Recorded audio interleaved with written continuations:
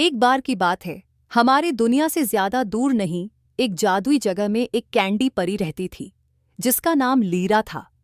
Lira अन्य परियों से अलग थी। उसके पास रंग बिरंगी और विभिन्न स्वादों की ढेरों कैंडीज थीं। उसका मिशन था कि वह उन बच्चों को इनाम दे जो दयालु और उदार होते थे।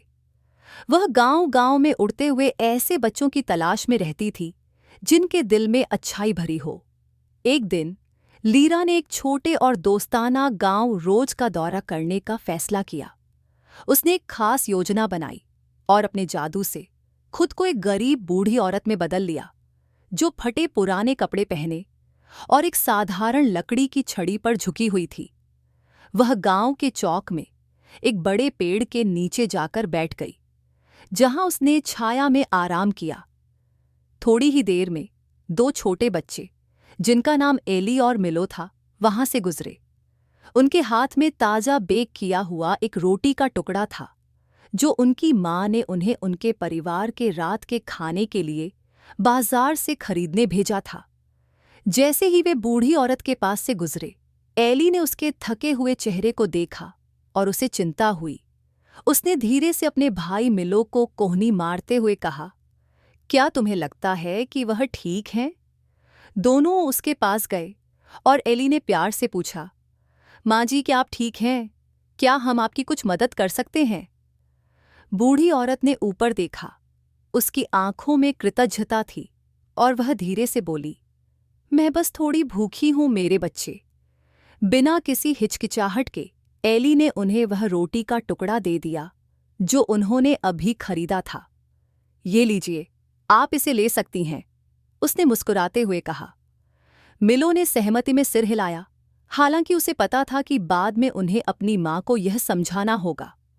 बूढ़ी औरत ने रोटी खाई, उन्हें गर्मजोशी से धन्यवाद कहा और धीरे धीरे गांव में कहीं गायब हो गई। उस शाम जब एली और मिलो घर लौटे तो वे थोड़े घबराए हुए थे कि उनकी मां क्या कहेंगी। मिलो ने उन्हें बूढ़ी औरत की कहानी सुनाई और समझाया कि कैसे उन्होंने रोटी किसी जरूरतमंद को दे दी थी। उनकी मां ने चुपचाप उनकी बात सुनी और जब वे अपनी बात खत्म कर चुके तो उन्होंने गर्व से उनकी ओर देखा। तुमने सही किया, उनकी मां ने कहा। दूसरों की मदद करना एक रोटी से ज्यादा महत्वपूर्ण है।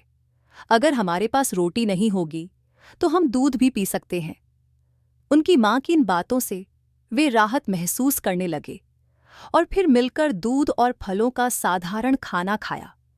जैसे ही वे खाना खत्म कर रहे थे, दरवाजे पर अचानक एक दस्तक हुई। बच्चों की मां ने दरवाजा खोला और उनकी हैरानी का ठिकाना नहीं रहा जब उन्होंने देखा कि वहां एक बड़ा टोकरा रखा हुआ था। उसके अंदर हर रंग की इंद्रधनुष जैसी कैंडीज थीं, जो जादू से चमक रही थीं।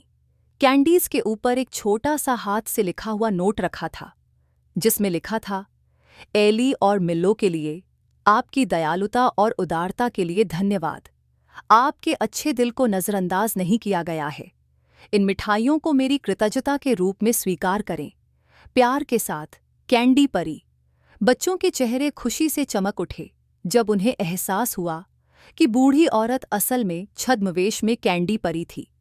उन्होंने अपनी मां को गले लगाया, न केवल मिठाइयों के लिए बल्कि उस सबक के लिए भी जो उन्होंने दया के बारे में सीखा था। उस दिन के बाद उन्होंने कभी भी दूसरों की मदद करने में हिचकिचाहट नहीं की, क्योंकि उन्हें पता था कि असली इनाम अक्सर अप्रत्याशित तरीकों से आता है। कहानी की शिक्षा: दयालुता एक ऐसा उपहार है जो हमेशा किसी न किसी तरह से हमारे पास वापस आता है। उदारता और मददगार दिल का महत्व किसी भी भौतिक वस्तु से अधिक होता है।